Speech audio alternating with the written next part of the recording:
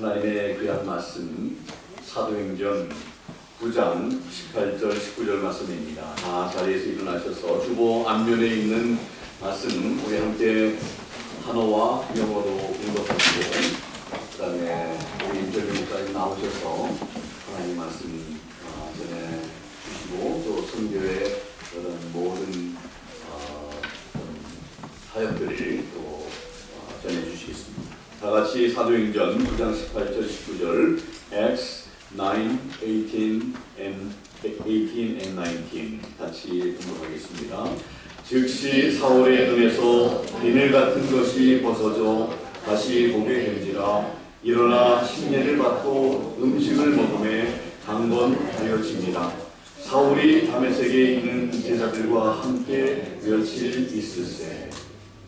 And immediately there fell from his eyes as it had been scales, and he received sight forthwith, and arose, and was baptized. And when he had received meat, he was strengthened.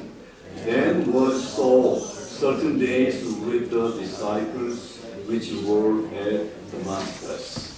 아멘. 나자리에 앉아주시면 좋겠습니다. 이제 임철민 목사님 나오실 때 이렇게 박수로 환영해 주시면 감사하겠습니다.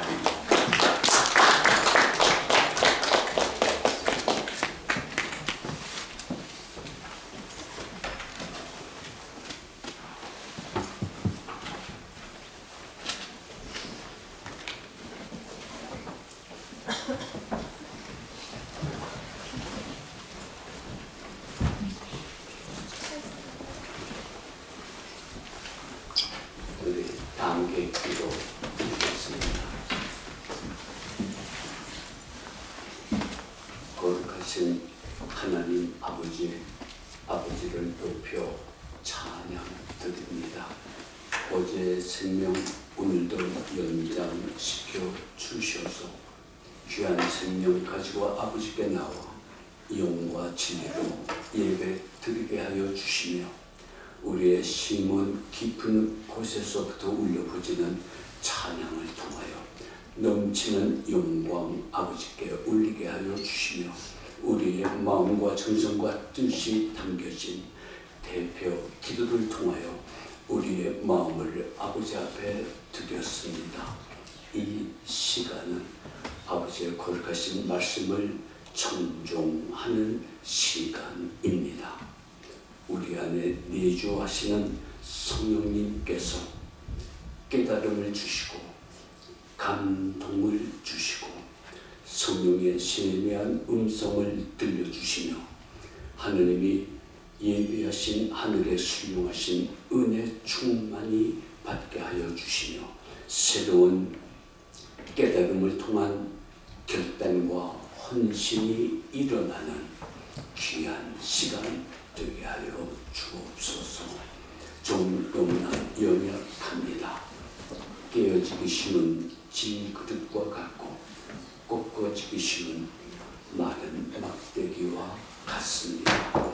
강단에 세우신 아버지 능력의 손에 붙들어 마음껏 사용하셔서 넘치는 영광 받아 주옵소서. 존귀하신 예수님 이름으로 기도 드리옵나이다. 아멘.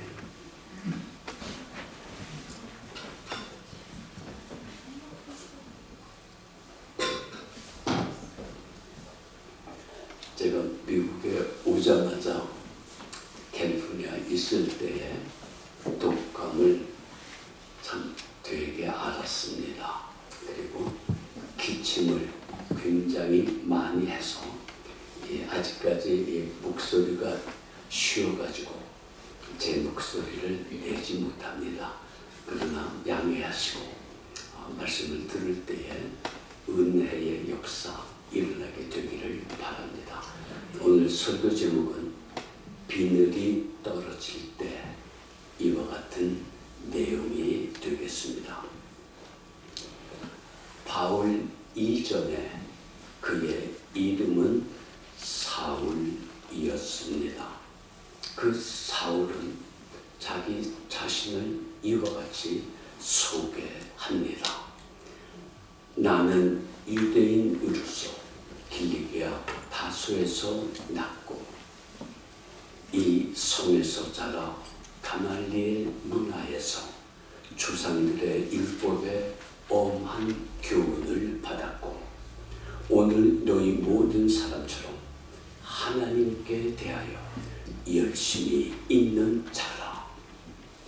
빌립보서 3장 이후에 그는 이와 같이 또 자신을 소개합니다.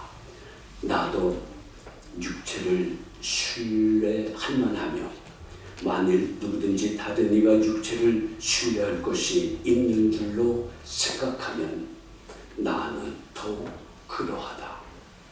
나는 8일 만에 할례를 받았고 이스라엘 족속이요 베냐민 지파요 히브리인 중에 히브리인이요 율법으로는 바리새인이요 열심으로는 교회를 핍박하고 율법의 의로는 흠이 없는 자라고 자신을 소개합니다.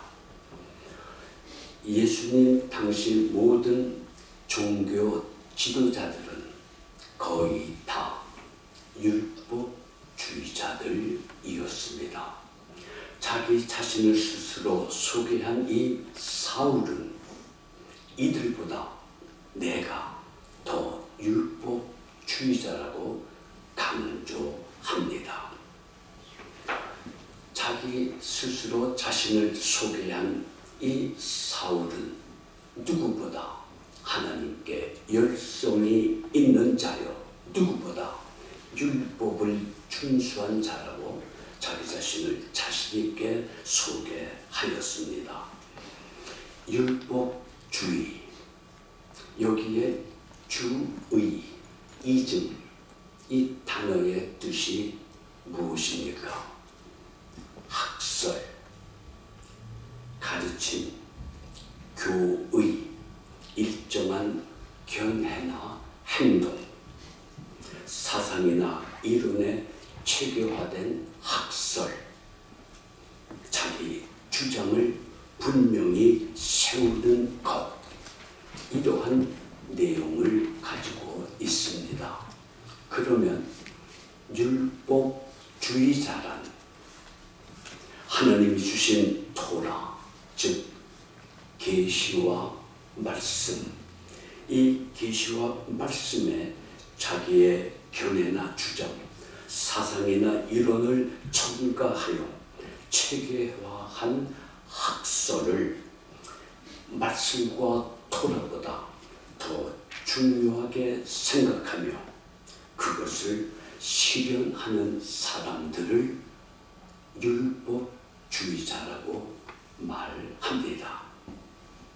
이들이 종교 지도자들이 율법주의자들이 한 일이 무엇입니까? 토라, 하나님이 주신 율법, 하나님이 주신 말씀, 그 말씀을 주신 하나님께서 이 세상 역사 속에 오셨는데 이들은 그를 십자가에 죽이고 말았습니다. 이 일의 선자가 사울입니다.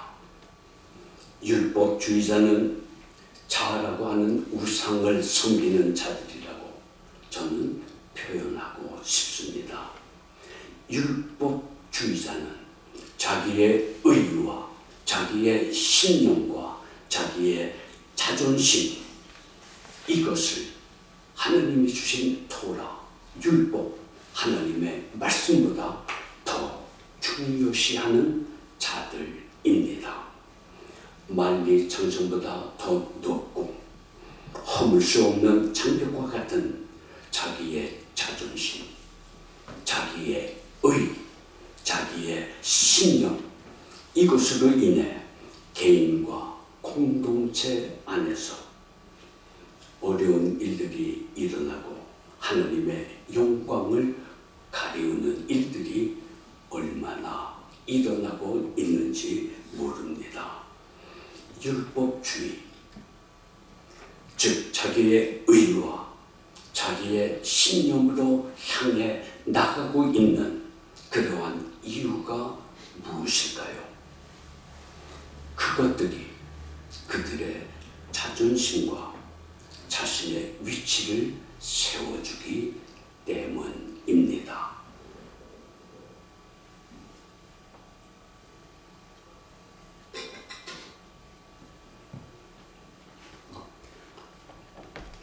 성경은 복음의 최대의 적이 율법주의라고 말합니다. 성과주의, 도덕주의, 율법주의, 이러한 것들은 하나님의 말씀을 인정하지 아니할 때, 하나님의 말씀 복음을 믿지 아니할 때 생기는 것입니다. 율법주의는 이미 하나님께서 독생하신 예수 그리스도를 통하여 이루신 일, 이미 이루어진 사실, 이러한 것들이 아니라 우리가, 아니 내가 해야 할 일이 그것보다 더 중요하다고 생각할 때에 발생합니다. 율법주의는 성공하였을 때 교만을 낳고 실패하였을 땐 절망을 낳습니다. 예수님이 아닌 자기 자신에게 초점을 맞춘 것을 자기의 의, 자기의 신념, 자존심이라고 표현합니다. 그러므로 신념은 믿음이 아닙니다. 오히려 믿음의 반대가 됩니다. 왜 그렇습니까? 신념과 자기의 의는 자신으로부터 나오고 믿음은 예수 그리스도에게로부터 나오기 때문입니다. 율법주의자인 사울은 주의 제자들에 대하여 여전히 위협과 살기가 등등하여 대제사장에게 가서 다메섹 여러 회당에 가져갈 공문을 청합니다. 그 이유는 그리스도를 따르는 사람들을 만나면 남녀를 막론하고 그들을 결박하여 예루살렘으로 끌고 오려 하기 때문이었습니다. 왜 끌고 옵니까? 예수를 따르는 그리스도인들을 죽이기 위함에 있는 것입니다. 여러분, 얼마나 어처구니 없는 일입니까? 예수님을 이단으로 생각하고 그를 따르는 자들을 결박하여 죽이려 하고 있으니 말입니다. 율법주의자들, 이것이 그들의 소행이요, 그들의 삶의 나타남이요, 그들의 열매입니다. 사울이 다메섹 가까이 왔을 때에 호련히 하늘로부터 강력한 빛이 비추입니다. 사울은 땅에 엎드려집니다. 하늘로부터 소리가 들려옵니다. 사울아, 사울아, 네가 어찌하여 나를 박해하느냐? 사울이 두렵고 떨림으로 대답합니다. 주여, 니시오니까? 이때 답이 들려옵니다.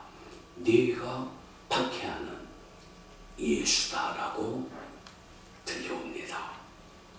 이 음성을 듣는 순간 사울은 부활하신 예수님을 만났고 그를 믿게 되었고 그에게 완전히 지배당하게 되었으며 예수 그리스도로 인해 살고 죽고 하는 그리스도인으로 화가 됩니다.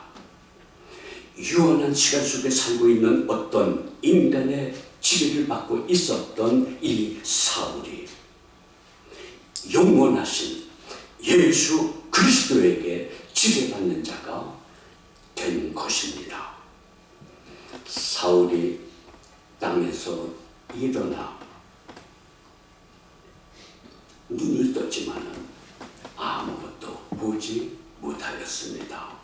사흘 동안 보지도 먹지도 마시지도 자지도 못하였습니다. 이러할 때에 주께서 다메섹에 있는 주의 제자 아나니아를 사울에게 이끄시어 그가 거하는 집에 더 들어가게 하사 그에게 안수하도록 하셨습니다. 아나니아가 들어가 안수 기도합니다. 네가 오는 길에서 만났던 예수께서 나를 보내어 너로 다시 보게 하시고 성령으로 충만케 하신다. 이와 같이 기도하니 사울의 눈에서 비늘 같은 것이 떨어져 다시 보게 됩니다. 그동안 사울 눈에 씌워져 있었던 율법주의, 자기의 의, 자기의 신념, 자기만이 가지고 있는 자존심, 이러한 것이 떨어질 때에 그는 새로운 세계, 영원한 세계를 바라보게 되었습니다. 예수님을 만난 후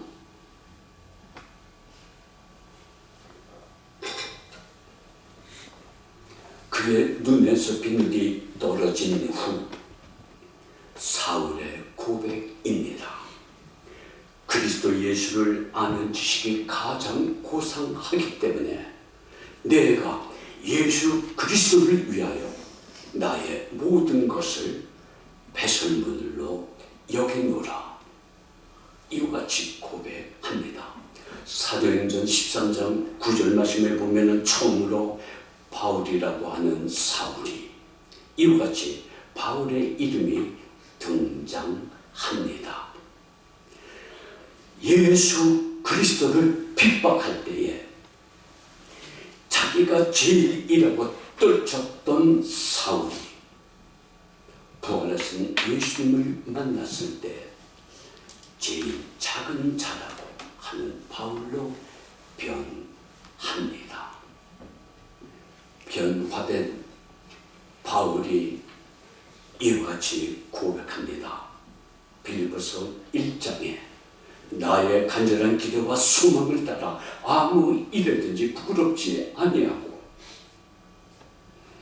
지금도 전과 같이 온전히 담대하여 살든지 죽든지 내 몸에서 그리스도가 존귀하게 하려 하나니 이는 내게 사는 것이 그리스도니 죽는 것도 유익함이니라. 갈라디아서 2장에 이와 같이 연속하여 고백합니다. 내가 그리스도와 함께 십자가에 못 박혔나니 그런즉 이제는 내가 산 것이 아니요 내 안에 그리스도께서 사신 것이라. 이제 내가 육체 가운데 사는 것은 나를 사랑하사 나를 위하여 자기 몸을 버리신 하나님의 아들을 믿는 믿음 안에서 사는 것이라고 당당하게 고백합니다.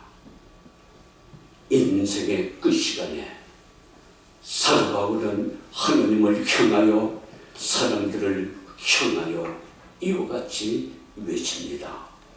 나는 선한 싸움을 싸웠습니다. 달려갈 길을 마쳤습니다. 믿음을 지켰습니다. 사도 바울은 그리스도의 증인으로 말투수로서 하나님의 영광을 선포하고 충격을 당함으로 영광스러운 삶을 마칩니다.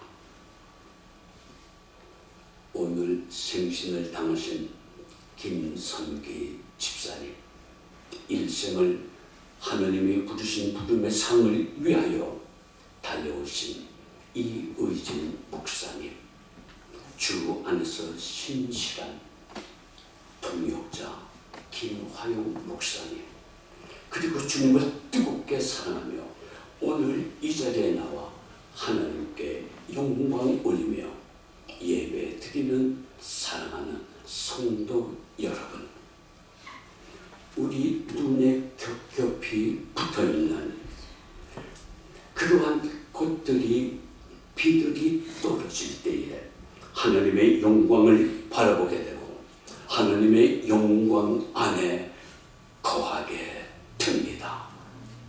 그러나 비늘이 떨어진다는 것, 이것은 내 힘과 내 능력으로 안 됩니다. 십자가에 죽으시고 부활하신 예수 그리스도와의 진정한 만남이 있을 때에 비늘이 떨어지게 되며 그때부터 어제나 오늘이나 영원토록 동일하신 예수 그리스도의 능력이 내 안에 내주하시는 성령님의 역사하심이 나타납니다. 오늘 임철빈 선교사를 통하여 이 말씀을 교회 앞에 선포하게 하신 지극히 높으신 하나님 아버지께 기뻐하며 감사하며 감격함으로 찬양과 영광과 경배를 올립니다. 기도하겠습니다. 사랑의 하나님, 우리가 주님을 따라갈 때에 예수님으로 인하여 오는 믿음이 아니라 나의 지식과 나의 경험과 나로 인하여 나오는 자기의 의, 자기의 신념, 자존심을 가지고 그것이 믿음인 양 착각 속에 살고 있는 자들 많이 있습니다. 아니, 내가 그런 위치에 있는지 모릅니다. 이러한 저희들에게 귀한 음성, 세미한 성령의 음성 들려주심을 감사드립니다. 존귀하신 예수님 이름으로 기도드리옵나이다. 아멘. 이제 여러분들에게 북한 선교 보고를 드리겠습니다.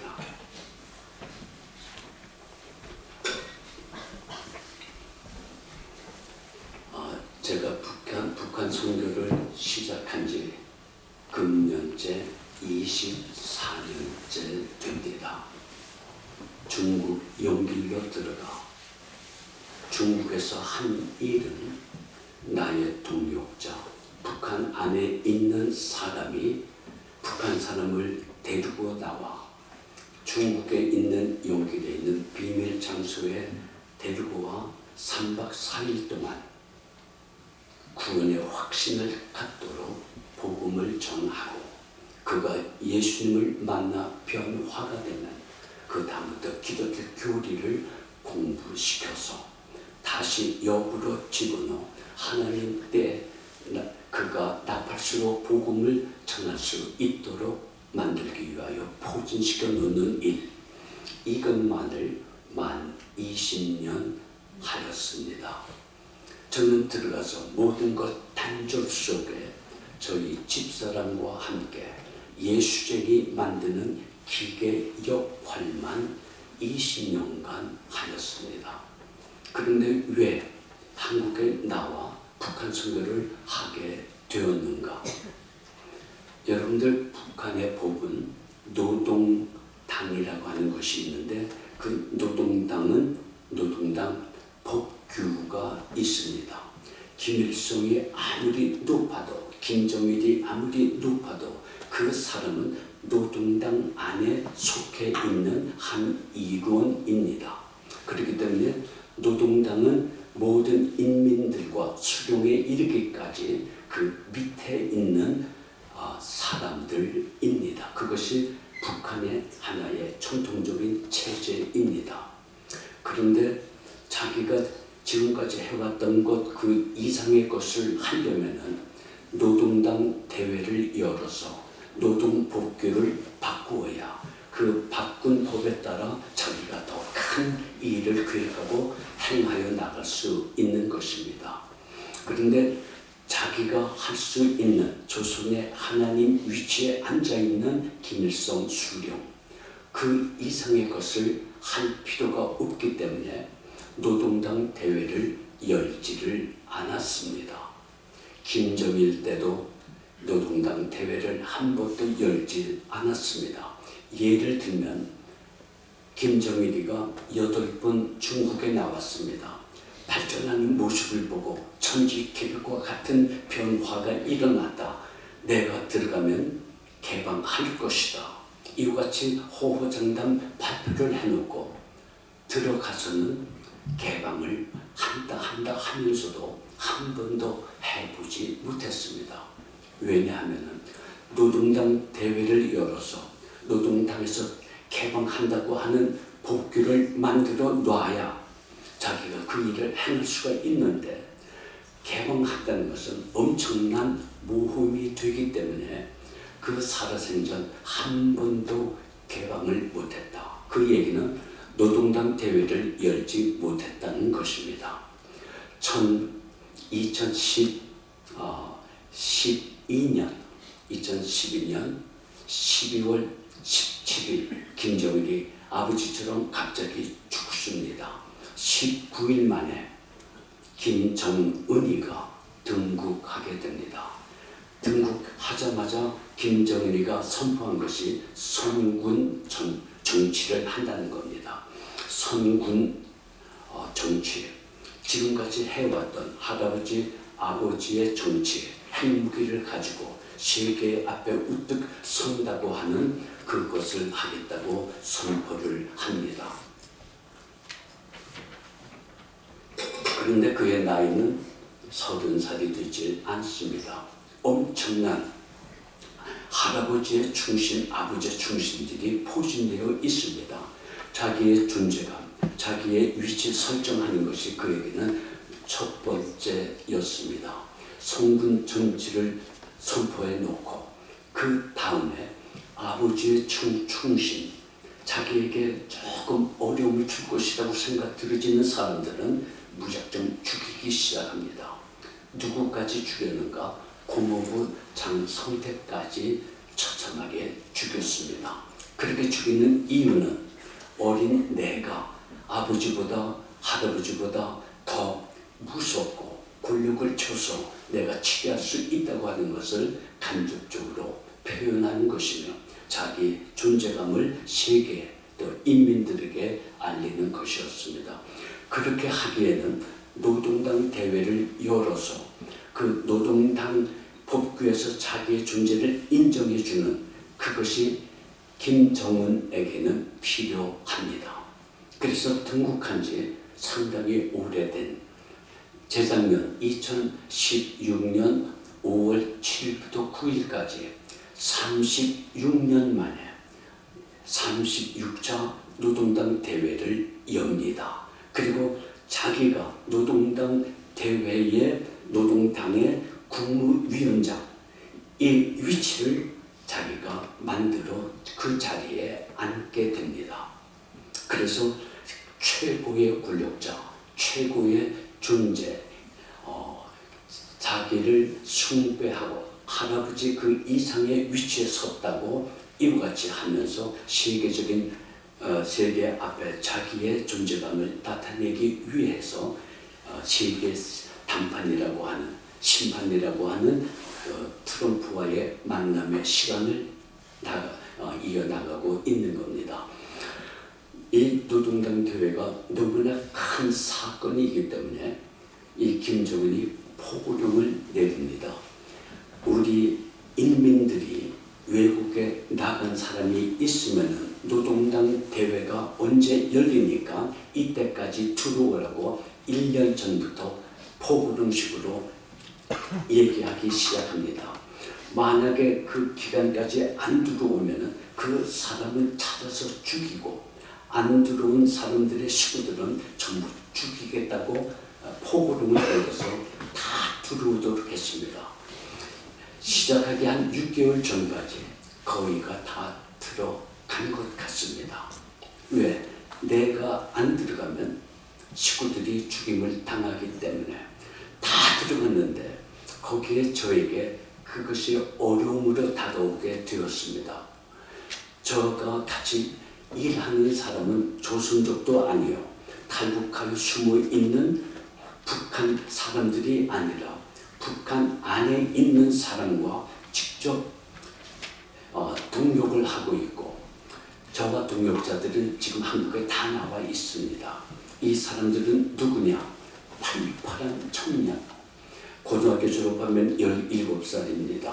그러면은 졸업하자마자 인민군에 입대하면은 13년 동안 군복무 생활을 해야 합니다. 그러면 제대할 때는 30살이 됩니다. 특무 상사까지 올라가고 그 다음에 제대하게 됩니다. 제대할 때 제대비를 줍니까? 제대복을 줍니까? 아니면 돈을 줍니까? 먹을 것을 싸줍니까? 그냥 맨몸으로 제대하여 집에 오는 동안에 배가 고픕니다. 하룻밤 자고 났더니 그 다음날 아침에 배가 고파 견딜 수 없습니다. 이틀 굶고 3일 굶고 하다가 견딜 수 없어서 중국으로 뛰쳐나온 사람, 하나님은 그러한 청년들을 만나게 해 주십니다.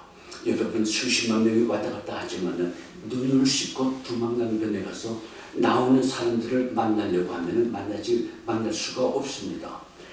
야밤중에 새벽녘에 건너와서 자기가 노출되면 잡히면 죽임을 당한다는 걸 알기 때문에 오자마자 숨어야 합니다.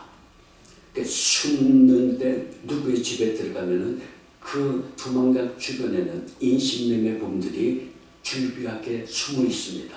그 여자들을 끌고 가서 인신매매, 저 오지에 있는 40살, 50살 되도록 장가가지 못하는 남자들에게 팔려갑니다. 그러니까 탈북하는 사람을 찾으려고 해도 찾기가 상당히 힘듭니다. 그런데 하나님이 만나게 해주신 사람들이 특무 상사 출신 제대한 사람들, 배고파서 온 사람들을 만나게 해주십니다. 비밀장소에 데려가죠. 그리고 똑같은 복음을 그들에게 증거합니다. 이들이 예수님을 만났을 때의 변화, 사울이 다메섹에서 예수님을 만났을 때의 그 변화보다 더 큰 변화가 일어납니다. 이것이 복음의 능력입니다. 이 복음은 모든 믿는 자에게 구원을 주시는 하나님의 능력이 됩니다. 중국에 나온 북한 사람들을 변화시켜 주신 그 복음은 한국에 나와 있는 탈북민들이 와서 들을 때 똑같은 변화가 일어납니다. 다 북한으로 들어가는데 나와 함께 동역하는 사람들이 일단 나왔다가 들어가면은 소식을 모릅니다. 생사를 확인하지를 못합니다. 전화기를 중국 전화기를 들여보내 교신하면서 왔다 갔다 하는 우리 나름대로의 비밀 복음 통로가 있었는데, 통로는 있는데 왔다 갔다 하는 그 동역자들이 들어가서 소식이 끊겨집니다.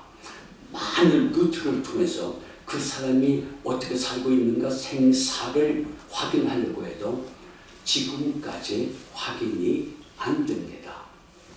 그런데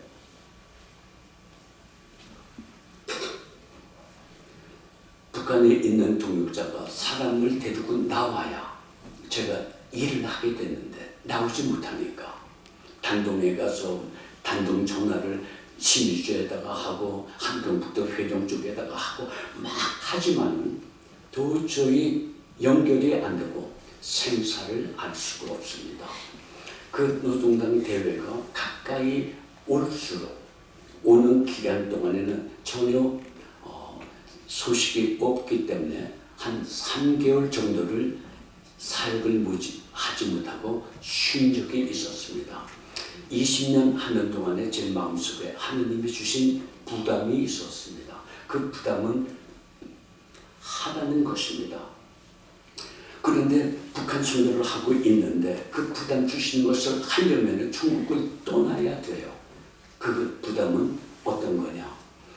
너무나 배고파서 두만강을 건너서 한국에 들어가는 사람들이 굉장히 점점 많아진다고 하는 거예요.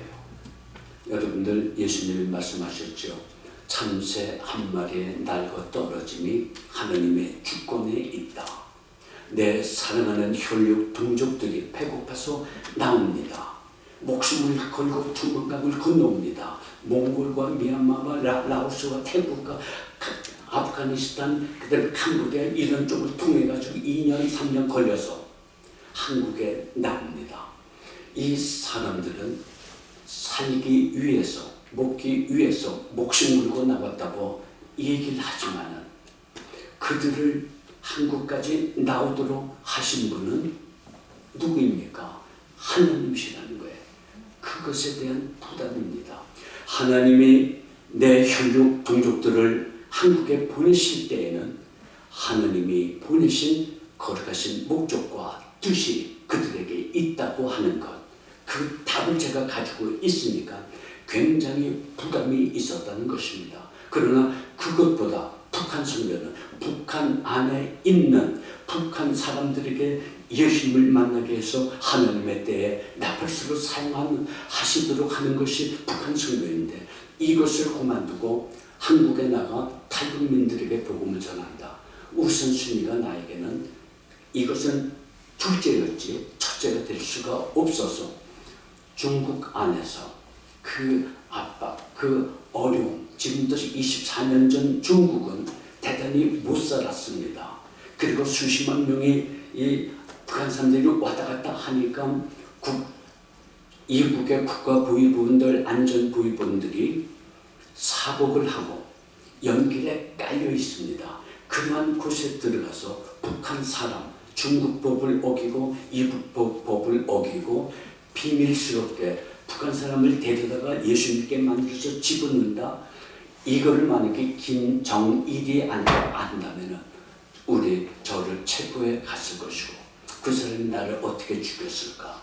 아마 도마 위에다가 저를 올려놓고 사심이 책 뜯듯이 다 하면서 고통당하게 하면서 저를 죽였을 것입니다. 그러한 속에서 20년 동안 그 일을 행할 수 있었다고 하는 것, 하나님께서 보안을 지켜주시고 하나님께서 할 수 있도록 은혜를 내려주셨기 때문에 행한 것이라고 지금 고백할 수가 있습니다. 그런데 3개월 동안 일을 못하고 있고 앞으로 열릴 아무런 희망이 보이지 않기 때문에 그동안 부담으로 주셨던 3만 명, 김일성이 94년 7월 8일 갑자기 죽습니다. 그가 죽은 지 24년 동안에 하나님은 우리 동족들을 죽음을 걸고 나온다고 하는 사람 몇 사람을 보낸 줄 아십니까? 현재 3만 2천 명이 한국에 나와 있습니다. 중국에서 할 일 없어 3개월 동안 있는 동안에 그동안 부담으로 주셨던 그 일을 하라고 하나님께서 주신 기회로 아멘으로 받아봐요. 2015년 만 20년 한 달 되던 3월 달에 한국에 나왔습니다. 한국에서 북한 선교하는 것과 중국에서 북한 선교하는 것 어디가 더 쉬울 것 같습니까? 중국에서 북한 선교가 더 쉽습니다. 한국에서 북한 선교 하려고 하니까 한국에서도 중국에서 한 것처럼 똑같이 하겠다고 하나님 앞에 기도하고 나와서 우선 비밀 장소와 같은 남자 여자가 올 거니까 방이 조그만 거 2개가 있어야 돼요. 그 다음에 공부 같이 할 수 있는 공간이 있어야 되고 또 오는 사람들에게 밥을 해줄 그 부엌이라고 하는 공간이 있어야 합니다. 근데 서울에서 투베드룸 얻는다고 하는 것, 이게 장난이 아닙니다. 저는 땡전 앞은 없는 주의 종이지만 일을 할 때에는 돈이 필요합니다. 당장 얻는 것이 힘들었습니다. 하나님께서 멀리 어떻게 알게 된 그 목사님, 안다고 하는 것 때문에 그 목사님을 찾아가 내가 한국에 나와 탈북민들을 위한 선교 활동을 시작하려고 합니다. 저에게 작은 방이라도 할 수 있는 기회를 주실 수 있으면 감사하겠다고 얘기를 하니까 이 목사님이 우리 교회에 40년이 넘은 그 2층 빌딩이 있는데 2층에는 교인들이 살고 아래층 보이면서 이거 쓰려면 쓰라고 그러십니다. 근데 거길 보니까 새카만 곰팡이가 쓸고 모든 방이, 그리고 수도관이 터져서 물이 다 새이고 악취가 풍깁니다. 이걸 쓰려면 쓰라고 그럽니다. 그래서 무조건 쓰겠습니다. 답을 하고 저와 함께 동역하는 목사님이 계시는데 그 목사님은 광나루 신학대학원까지 졸업해 그리고 중국에서 저와 함께 거의 10년 동안 동역한 목사님, 지금 52세입니다. 그 목사님을 파송한 교회가 부산 영도에 있는 영도 장로교회, 지금은 땅끝 교회입니다. 그 목사님한테 쫓아 내려갔습니다. 이런 것이 생겼는데 목사님 했더니 이분이 금방 알아차려서 우리 교회에 쟁이 그룹이 있습니다.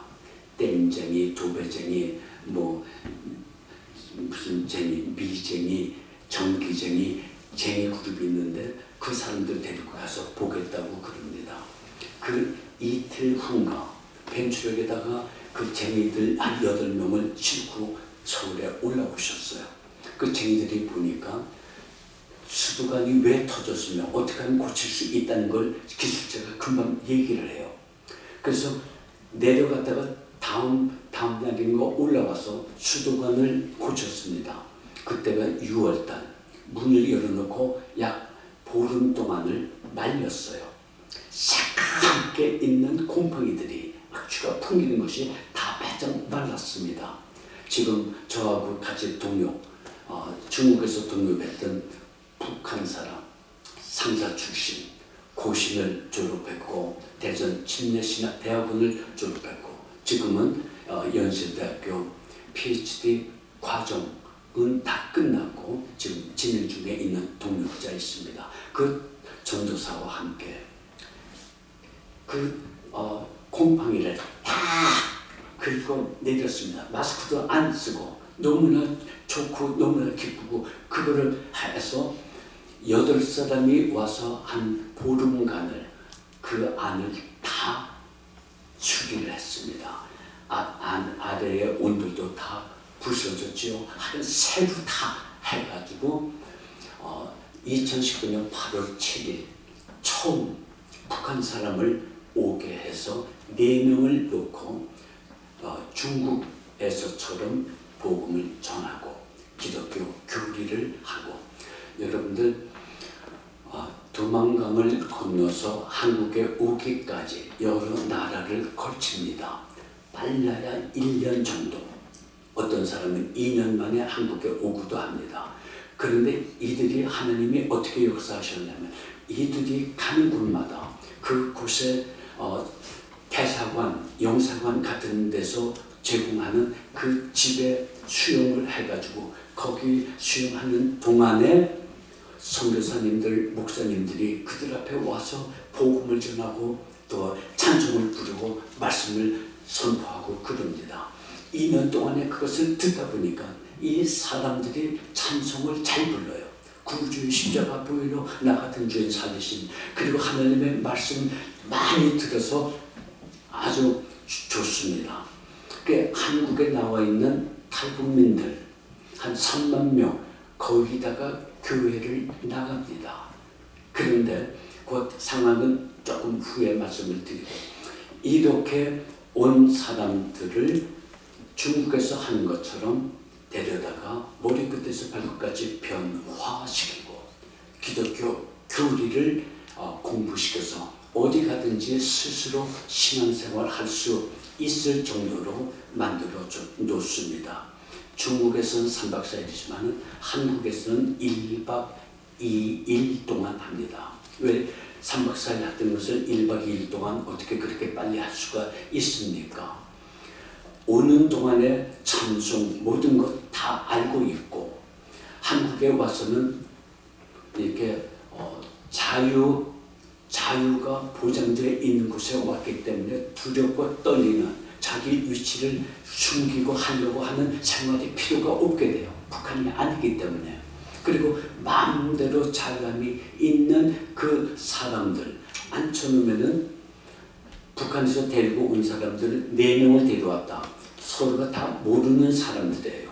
그리고 앉아서 하려고 하면은 서로가 서로를 감시하고 눈치 보기 때문에 무슨 질문을 하면은 전부가 거짓말이에요. 자기가 노출될까봐. 그러면 복음을 전하기 전에 복음이 뜨겁다고 예수님을 믿으십시오. 당신은 죄인입니다. 영원한 세계가 있고 지옥이 있습니다. 이 사람들은 이런 얘기를 생전에 들어본 적이 없기 때문에, 하나님 그러면 하나님의 하자도 몰라요. 예수님도 몰라요. 죄라는 것도 모르고 죄가 무엇인지도 몰라요. 이런 사람들한테 먼저 복음을 전한다. 그 사람들은 멍하니 그냥 앉아 있어요. 그러니까 그 전에 복음을 전하기 전에 제일 먼저 앞에 앉아 있는 임철균이라는 사람을 믿을 수 있는 사람인가 아닌가, 이거를 먼저 내가 만들어 놔야 그 사람들의 생각과 마음이 열리게 돼요. 네 사람이 나를 신뢰할 수 있도록 만들어 놓기 전에는 복음을 전할 수가 없습니다. 이해가 되시죠? 그러면은 저희 부모님이 북한 사람들이에요. 아버지는 평양이고 어머니는 함흥이고, 일제시대 때 아버지가 평양에서 신학교 하셨고 목회를 하셨고, 이제 그런 얘기를 사람들에게 해주고, 내가 89년도 아버지 고향에 가서 9박 11일 동안 있었다는 얘기, 내가 당신의 조국을 사랑한다는 얘기, 그리고 6.25 때 인민군들이 들어와서 국민학교 운동장에서 먼저 자기네 노래를 배워주고 그랬어요. 그때 저는 한 번도 가지 않았지만 제 머리가 아인슈타인처럼 스마트합니다. 애들이 노래 부르는 거 들으면서 가사와 노래를 기억하고 있는 북한 노래들이 몇 개가 있어요.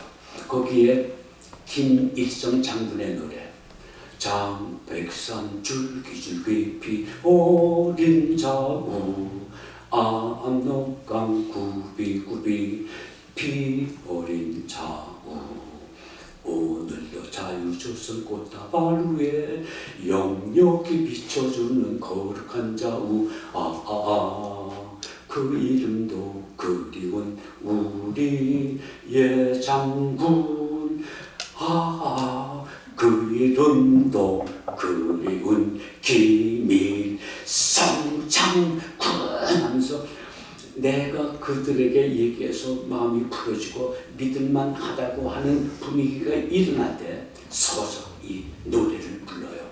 그러면은 긴장했던 사람들이 긴장이 풀리고 믿을만 하다 그러면서 막 부를 때에는 앉아서 같이 손을 흔들어요. 그러니까 나를 신뢰할 수 있다는 얘기입니다.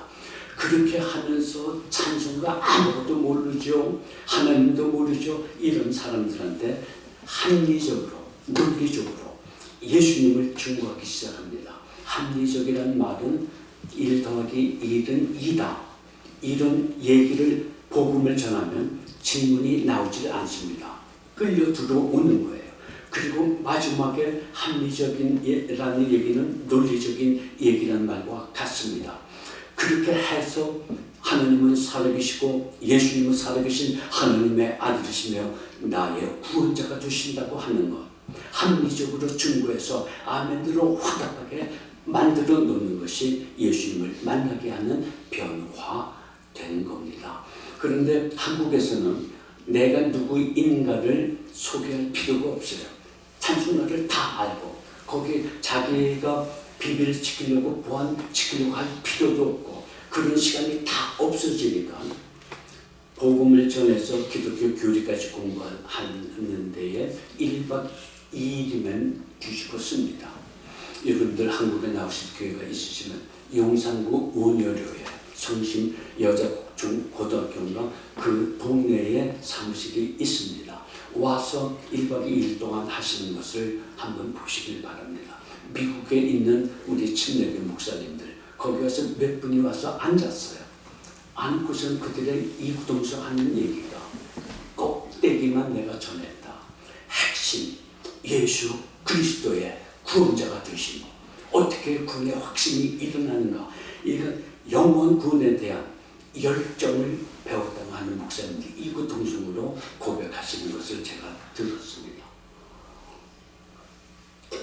이걸 이제 추려서 다음에 또 하기로 하고요.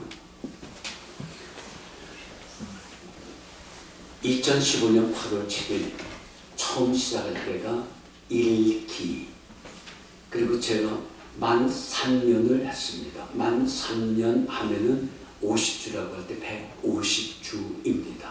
근데 제가 이번에 들어오기 전에 142기를 하고 12월 13일까지 매듭을 하고 들어왔는데 142주 하는 동안에 내 혈육, 내 동족들 와서 구원의 확신, 예수님을 만나 변화가 되고 자기가 나가는 교회 가서 건강한 신앙생활을 할 수 있도록 만든 그 숫자가 918명이었습니다.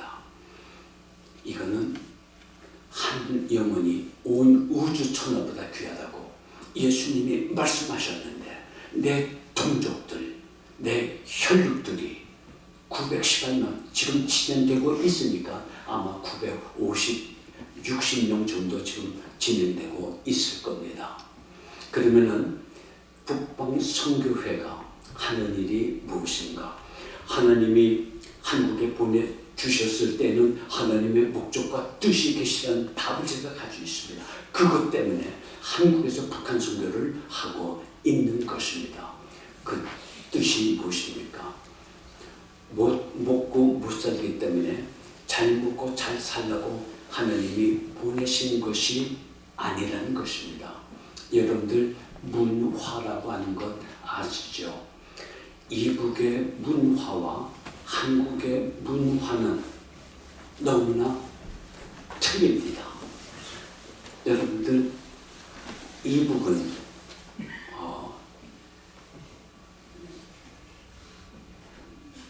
나면서부터 한국에 오기까지 그 문화권 속에 쇠뇌되어진 사람들입니다. 그런데 그 문화는 공산주의, 사회주의 문화보다 더 강한 우리 식대로의 공산주의 주체 사상이라는 데에 나면서부터 쇠뇌되어져 있는 자기 철의 장막과 같은 그 안에서 보고 듣고 행한 것 그 이외에 알지 못하는 사람들, 이 사람들이 자유주의, 민주주의, 자본주의에 와 있는 겁니다. 얼굴이 같고 언어가 같기 때문에 금방 하나원에서 훈련받고 나오면 대한민국 여권 주민등록증을 다 줍니다. 그렇다고 그 사람들이 대한민국 사람이 될 수 있다고 생각하십니까?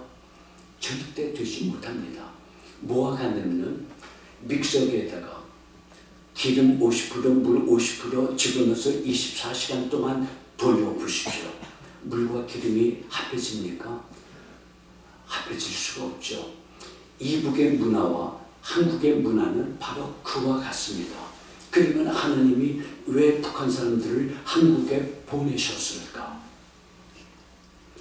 통일이 되면은 정치적으로 절대 남북 통일될 수가 없습니다. 남북 통일은 하나님의 은혜 역사 복음으로만 되어야 되는 것이 남북 통일입니다. 그런데 한국 기독교계는 하나님의 그 거룩하신 뜻, 김일성을 죽이면서 배고픔을 통하여 300만 명이 넘는 굶어서 죽는 것을 통하여 많은 인민들이 배고파서 나올 수 있도록 지금까지 왔다 갔다 하지 않습니까? 지금은 김정은 때문에 막혀 있지만은 그것은 김일성을 불러가심으로 혈육들의 영혼을 구원하라고 한국 기독교회에 복음의 문을 열어 주신 것입니다. 여러분들 이런 얘기 들어보셨어요? 복음을 전하라고. 그런데 우리 침례교를 포함해서 모든 교단, 모든 선교단체, 그 엄청난 배고파서 나오는 그 장면을 하나님이 역사 주관하시며 이끌어 가시는 것을 직접 보여주셨는데 어느 한 교단, 어느 한 선교단체가 하나님이 김일성을 불러가심으로 동족들의 영혼을 구원하려고 구원 복음의 문을 열어 놓으셔도다 우리가 중국에 들어가서 그들의 영혼을 구원하자. 1000명이 순교당하고 10,000명이 예수 믿고 들어갔다면 하나님의 시간은 저는 왔다고 생각합니다. 근데 지금까지 그래서 마지막으로 하나님은 마지막 방법으로 한국 교계에다가 보여주신 역사적인 사건이 있습니다. 그것은 김일성을 불러가시고 24년 동안 북한 선교 떠들어대는 교회 앞에다가 32,000명을 보내주신 사건입니다. 너희가 나를 따라오너라. 내가 너희를 사람 낚는 어부가 되게 하리라. 사람 크기만한 32,000마리 물고기가 와글와글 대고 있는데 북한 선교 교회마다 떠들고 있는데 선교단체마다 떠들고 있는데 그들의 영혼을 붙들고 구원하기 위해서 그들에게 복음을 전하는 교회와 교단들이 없다고 하는 사실입니다. 한국 침례교회 총회장도 찾아가고 국내 선교회 회장, 해외 선교회 회장, 여전도회, WMU 다 찾아가서 얘기를 하지만 처음에는 북한 선교 떠들면서도 계획이 하나도 없어요. 다른 교단도 마찬가지입니다. 어떻게 복음으로 남북 통일을 할 수 있다는 말입니까? 남북 통일은 한국 기독교계가 힘을 가지고 있습니다. 지금 비늘이 누룩누룩 붙어 있어서 하나님이 역사 속에서 역사하시는 것을 코앞에 갖다 보여주는데도 그들이 율법주의, 자기의 의, 자기의 신념, 그것이 하나님의 믿음이냐, 하나님이 우리에게 주신 것이냐, 움직이는 움직이지만은 하나님께서 어떻게 이끄시기를 원하시는 그것을 보지 못하고 있는 모습, 너무나 답답하고 견딜 수 없는 심정을 가지게 됩니다. 너무나 할 말은 많이 있지만은 시간 관계로. 그래서 북한 사람이 한국 문화권 속에 들어가지 못하듯이 남북 통일이 되고 흡수 통일로 북한이 한국과 함께 통일이 됐다. 한국에 내노라 하는 사람들이 북한에 올라갑니다.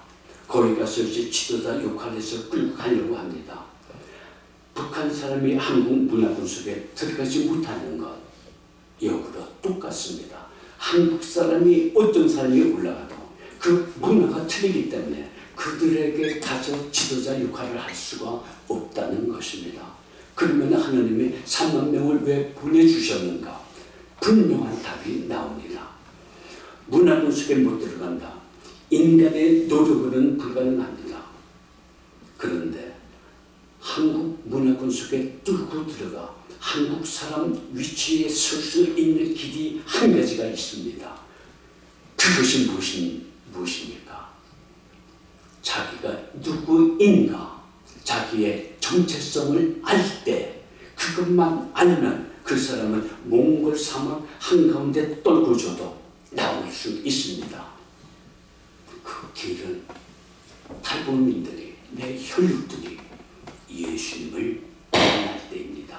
예수님을 만날 때 그가 변화가 되고 창조자 하나님이 그 안에 나와 함께 하시는 임마누엘 하나님이 그로 하여금 모든 문화를 뚫고 들어가 또 모든 일을 행할 수 있는 그 일을 행하시기 때문에 그와 함께 그렇게 해놓으면은 북한 사람들이 한국에서 살겠다 하는 사람이 나타나지 않습니다.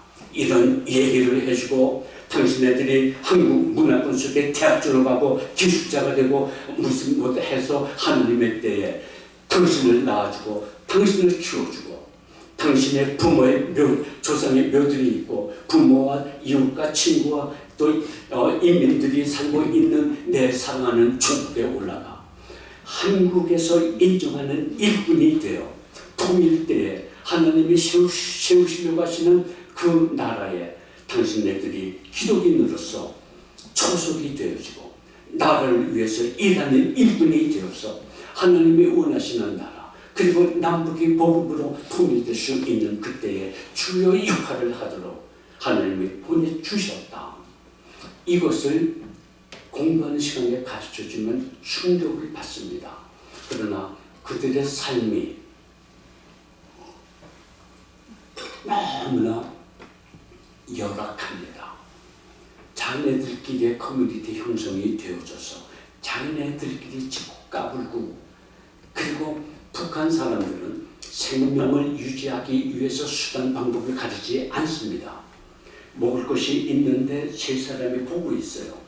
이 먹을 것을 누가 가져갑니까? 수단 방법을 가리지 않기 때문에 거기서 혈투가 일어나고 싸움이 일어나고 죽일 수도 있고 그래서 먹는 것을 쟁취해야 살아남으니까 북한에 있는 사람 인민들은 먹을 것을 위한 것이라는 수단 방법을 가리지 않습니다. 그러나 한국에 나와 있는 탈북민들은 어떤 상태인 줄 아십니까? 자유가 있고 경제 풍요 속에 살고 있지만 이들에게 수단 방법을 가리지 않는 것이 있습니다. 그것은 거머쥐기 위해서 내가 돈을 얻는 일이라면 통일부에서 행하는 이벤트 행사 자기가 속한 구청에서 탈북민들을 위한 이벤트 행사가 있다면 거기에 참석합니다. 복지관에서 한다고 그러면 그 복지관에 찾아갑니다. 왜 찾아가는 줄 아십니까? 선물과 오가는 차비를 줍니다. 3만원, 5만원 이렇게 줍니다. 교회 찾아갑니다. 교회는 거의 나갔는데 교회에서 돈을 줍니다. 예수 그리스도의 생명을 불어넣어주는 것이 아니라 교회에 오면은 차비식으로 3만원, 2만원, 5만원 이렇게 줍니다. 그러니까 일부 예배는 여기서 예배 드리고 거머쥐기 위해서는 교회고 뭐고 그러나 왜 그들이 불쌍하고 어려운 거냐면은 수급 대상 48만 원씩 나라에서 나오는데 이것 가지고 한 달을 못 삽니다. 나라에서 보험을 들어주는데 MRI, CT 촬영 커버가 안 되는 돈이 나오게 되면 자기가 물어야 돼요. MRI 한번 찍으면 20만 원 자기 돈을 내합니다. 그리고 긴장 속에 살던 사람들이 한국에 나오니까 50살 된 사람이 10년 되면 60살 되죠. 60살 되기 전에 몸에 이상들이 생겨요. 먹는 거 꾸역꾸역 넣다면 위장병이 걸려있죠. 장이 나쁘죠. 뭐 손다리 발이 아프죠. 허리가 아파서 이 관절이 다리 관절 아픈 사람들이 여자들 거진 다예요. 안 아픈 곳이 없어요.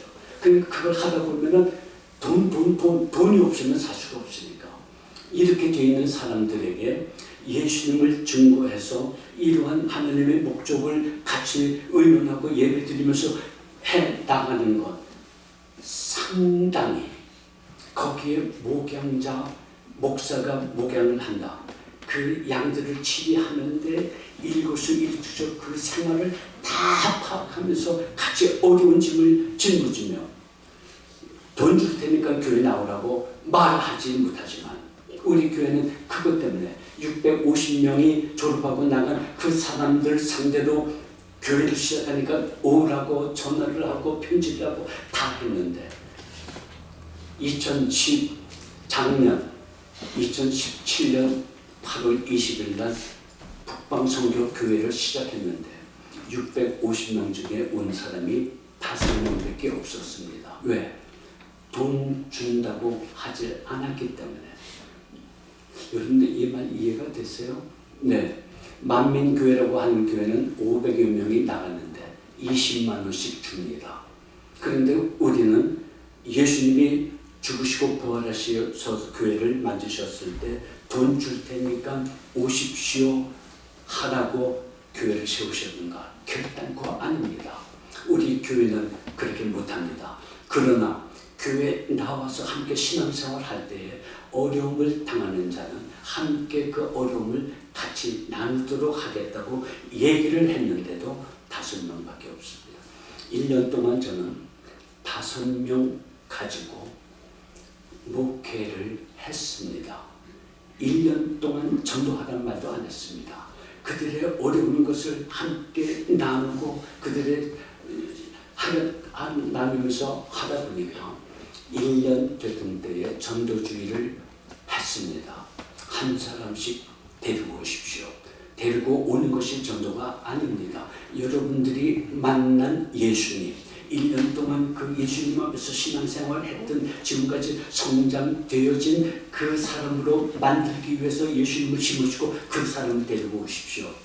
한 2개월 동안 선교에 대한, 전도에 대한 시리즈 설교를 하면서 10월 28일 작년 전도주의를 했습니다. 5사람이 한 사람씩 데려와서 10명이 됐습니다. 그런데 5명이 새로운 사람들이 그 사람들끼리 예배 끝나고 문제가 일어나요. 그런데 5명이 그리스도 안에 뿌리를 내린 먼저 된 사람들이 그 문제들을 금방 자기네 영적인 분위기로 만들어 놓았습니다. 내년 되기 전에, 내년 1년 후에는 20명 되는 거는 하나님께서 금방 허락하십니다. 그 다음에 40명, 그 다음에 기하급수적으로 늘어나는 것 하나님께서 하실 일이지만 저는 확신합니다. 뉴저지 침례교회 개척하고 할 때 5명 가지고 시작했는데 5명이 10명 되기까지 기간이 걸려요.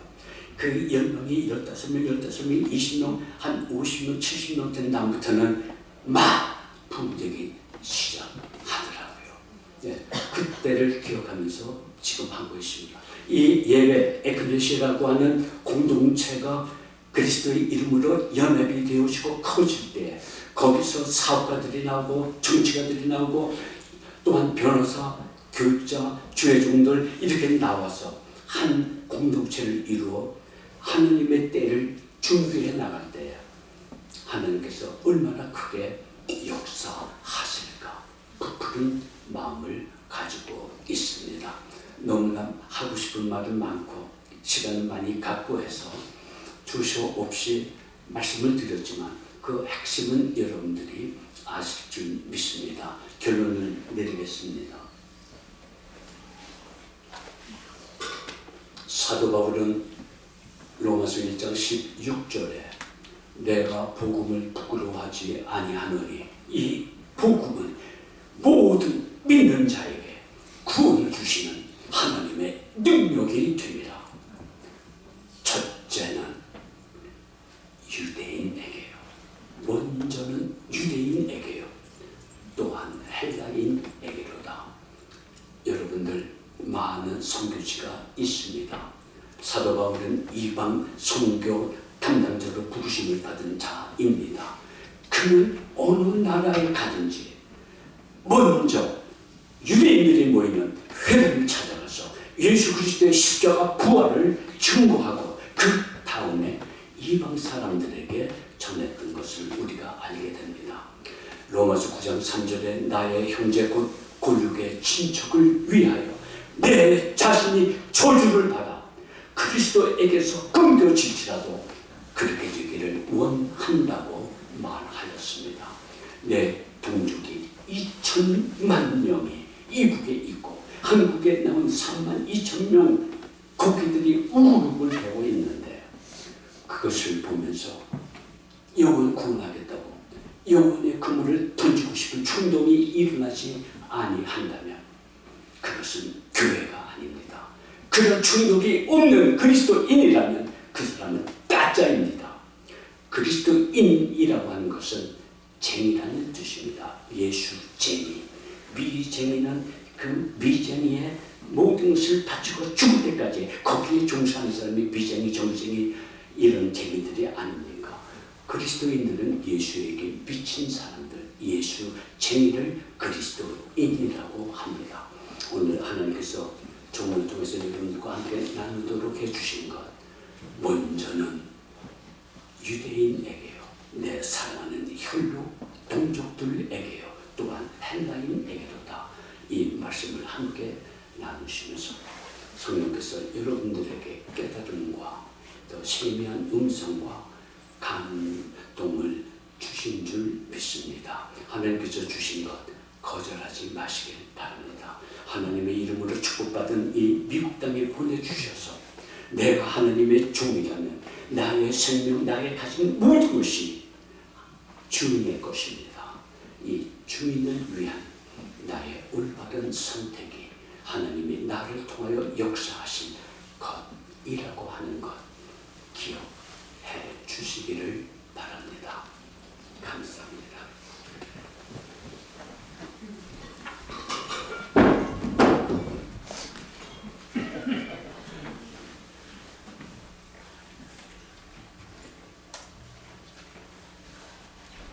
우리 목사님한테 감사 박수 한번 좀 드리겠습니다.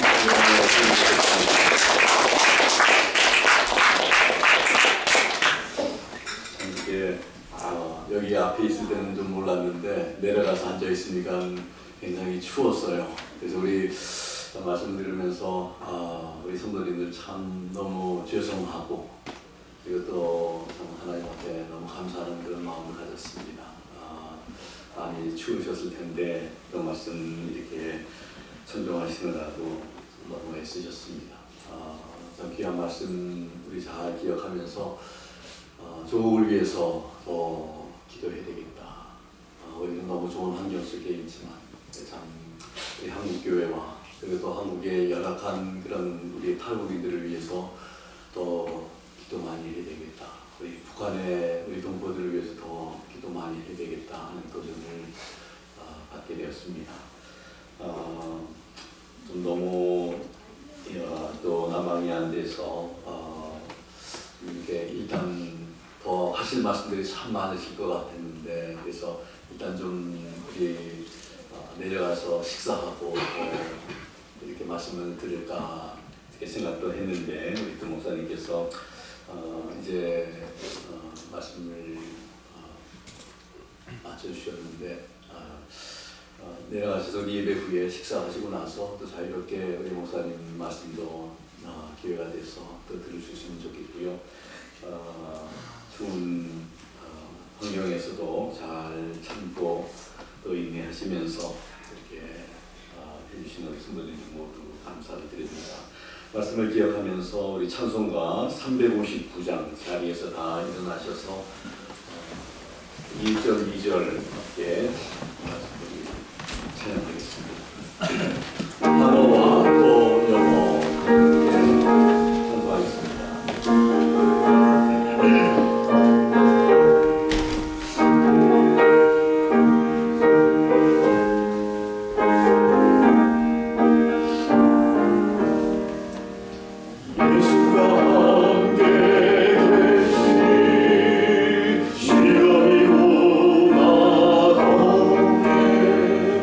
기쁨의 그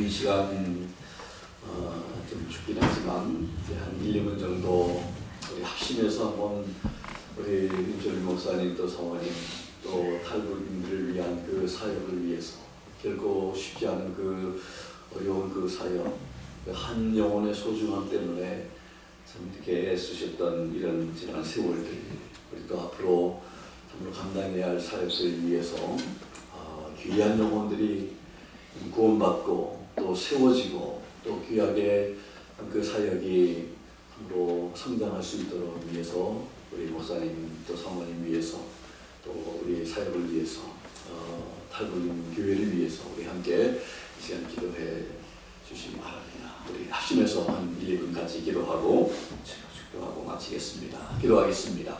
하나님 아버지 감사합니다.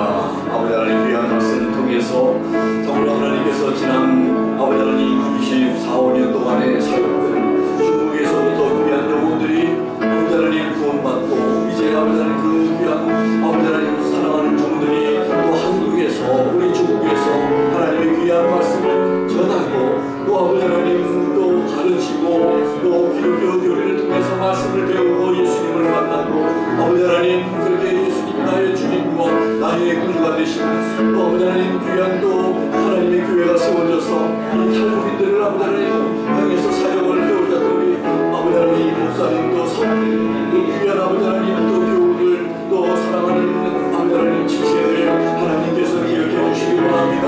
특별히 아버지 하나님 목사님과 사모님 강건하게 붙들어 주시기를 원합니다. 아버지 하나님 하나님의 능력으로 함께 해 주시기를 원합니다. 아버지 하나님 우리의 힘으로 우리의 아버지 하나님 능력으로 된 것이 아니라 아버지 하나님 지금까지 하나님의 도심 속에 하나님의 은혜 속에 아버지 하나님 붙들어 주셔서 아버지 하나님 힘들고 어려운 사역이지만 한 영혼을 아버지 하나님 구원시키며 복음을 아버지 하나님 통해서 예수님을 만나게 하며 아버지 그런 사역을 아버지 하나님 감당해 오셨습니다. 이 사역 감당하도록 하나님께서 아버지 하나님 더욱더 아버지 육신의 건강 아버지 두 분에게 허락해 주시고 아버지 또 영적으로 하나님 놀라운 능력을 허락해 주시고 아버지 사역에 필요한 아버지 모든 것들을 하나님 물질도 아버지 하나님께서 허락하셔서 귀한 일꾼들을 또 아버지 하나님 또 허락하셔서 아버지 하나님 교회가 부흥이 되게 하시고 영혼들이 구원받게 하여 주시고 헌신하게 하여 주시고 그래서 아버지 하나님 탈북민들을 구원하며 또 그들을 아버지 하나님 또 지도자들로 세우며 복음의 나팔수로 아버지 하나님 참으로 아버지 참으로 세워나가는 데 부족한 영광의 사역이 되도록 하나님께서 역사해 주시기를 원합니다. 하나님이 지금까지도 하셨습니다. 하나님이 또 지금도 하고 계시고 앞으로도 하실 줄 믿습니다. 이 일을 위해서 우리가 또 기도하게 하시고 우리 중국 교회를 위해서 기도하게 하시고 주의 종들을 위해서 기도하며 성도들을 위해서 기도하며 한국 사회가 하나님 복음을 통해서 새로워지고 변화되어 먼저 아버지 하나님 우리 믿는 사람들이 회개하며 주님 앞에 바로 서야 할 줄로 믿습니다. 그래서 하나님의 귀한 뜻을 이루어지는데 부족하게 없도록 하나님 도와 주시옵소서. 주님 감사와 영광과 찬송을 드립니다. 아버지 그렇게 해주실 줄로 믿습니다. 우리 아버지 하나님 조국 교회를 위해서 더욱더 기도하는 저희들 되기를 원합니다. 아버지 하나님 교회가 먼저 바로 서야 아버지 하나님 사회가 변화되고 또 새로워질 줄로 믿습니다. 하나님 아버지 우리에게 회복을 허락해 주시고 회개를 통해서 회복이 되게 하시고 교회가 회복이 되게 도와주시고 우리 아버지 하나님 믿는 사람들 한 사람 한 사람이 다 주님 앞에 회복되게 해 주시기를 원합니다. 그래서 하나님의 마음을 우리가 이해하고 하나님의 생각을 이해하고 하나님의 계획과 하나님의 뜻을 우리가 바로 이해해서 아버지 하나님 하나님께서 하시는 일들을 우리가 함께 동역하면서 아버지 하나님 함께 우리가 하나님의 왕국의 확장을 위해서 귀한 영혼들의 구원을 위해서 일할 수 있는 우리의 남은 삶이 될 수 있도록 도와주시기를 간절히 빌고 원합니다. 특별히 아버지 하나님 우리 목사님 또 사모님 이렇게 보내주셔서 함께 예배하면서 하나님의 그 아버지 하나님 마음 하나님의 아버지 하나님 그 시선과 하나님의 아버지 하나님 계획을 아버지 하나님 우리가 같이 느끼며 부담 가지며 더 하나님 일을 위해서 함께 동역하며 일해야 되겠다는 그런 마음을 주심을 감사드립니다. 하나님 아버지 우리 멀리 있지만 우리 조국을 위해서 아버지 하나님 늘 기도하게 도와주시고 우리 아버지 하나님 북방 선교회를 위해서 더욱더 기도하면서 우리 함께 선교할 수 있도록 도와주시기를 원합니다. 지금은 우리 주 예수 그리스도의 무한하신 은혜와 하나님 아버지의 극진하신 사랑하심과 성령님의 감동 감화 역사 충만 도전하심이 오늘 주신 말씀처럼 눈에 빈눈이 벗겨져야 떨어져야 볼 것을 바로 보고 아버지 하나님 참으로 시대를 바로 읽을 수 있는 분별력을 가지고 하나님이 무엇을 원하시는지를 분명히 깨닫는 그런 영적인 시력을 가지고 아버지 하나님 앞에 살아갈 수 있음을 깨닫고 하나님 앞에 그렇게 살겠습니다. 하나님 우리의 남은 삶을 그렇게 하나님 앞에 헌신하겠습니다. 다짐하는 사랑하는 귀한 성도님들 머리 위에와 우리 교빈 목사님 사모님 머리 위에 또 사정과 형편에 따라 이 자리에 함께하지 못한 모든 우리 지체들 머리 위에 지금부터 영원토록 함께 하시기를 살아계시고 존귀하신 예수 그리스도의 이름으로 간절히 축원하옵나이다. 아멘.